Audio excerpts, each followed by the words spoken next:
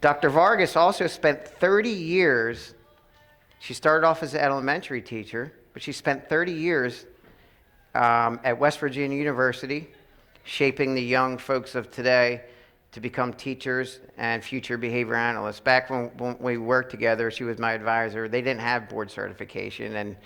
And Julie, you don't have board certification. Who thinks she doesn't need it? Raise your hand. All right, we have a consensus. You're good. Just last thing I had to say was that spending time with her at West Virginia over the years, with her being my advisor, I learned so many things where she took me under her wing, and we all need mentors. And I can't tell you how grateful we are. Each one of you probably have a mentor in the field, or personally and professionally. And Dr. Vargas would tell me stories about her father growing up. On Sundays, we would have tea and look through notes that B.F. Skinner did not publish yet and see how we can contribute that to the future works. And some of the things she told me were about baby tender. And there were a lot of misconceptions in the public world of psychology, and a lot of people out there that did not understand applied behavior analysis. We were at West Virginia, we were considered almost a black sheep at times of the psychology world. And raise your hand if you sometimes feel that way now. Okay. People do not like data, and they don't like science sometimes.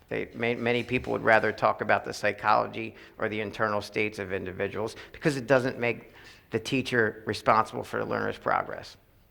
So I learned when she spoke about baby tender that it was it's an air crib. And unfortunately, people would take this information and they would write about it. One editor from a woman's magazine titled it Baby in the Box, which right away has negative connotations.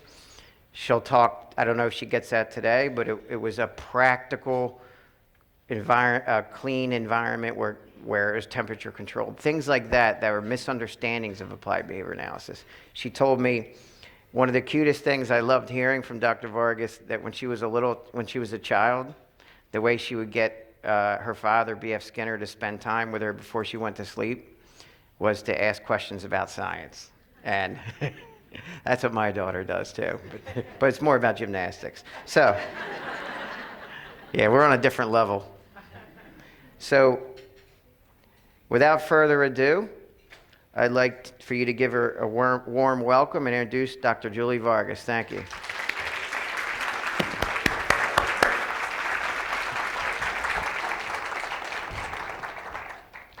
And you have your own. Okay. Thank you very much. That was a very nice introduction. And talk about being proud.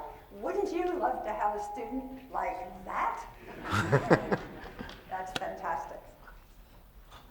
I'm tempted to use a line that my father had once.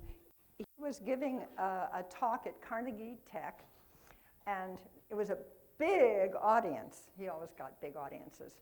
And he was introduced by a young student who went up and was obviously kind of nervous. He said,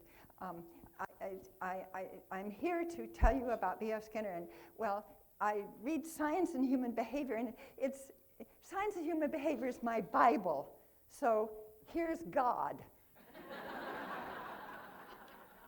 I was sitting in the audience, and I was thinking, oh, what is he going to do? And he stepped up and he said, I'd like to thank Mr. Jones for that very modest introduction.